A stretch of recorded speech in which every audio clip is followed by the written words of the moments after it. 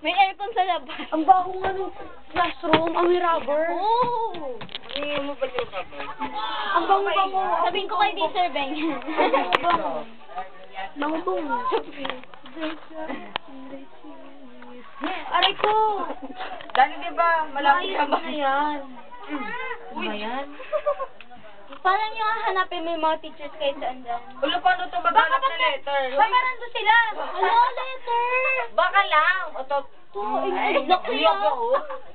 Hanggang mamaya tayo. Ano mo? Baka mamaya nandun na yun sa taan. Wala. Hindi naman Ano ng taan? Uy, may nag-video. Makakuha pa din. Baka yung ibang teachers doon sa baba. Ano ba yan? Baka nandun sila. Hindi na tayo sila. Puro wala na. Ano makikita Sorry, sila? nakasakay sila sa bangka. Tapos sa Baka mga maliliit na yun. Huwag ka manuro. Hindi ko mabong. Baka ba yun?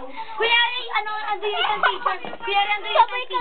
Thank you. Yes? Kunyari, ando yung isang teacher. Yung activity ng teacher, habulin niya ako.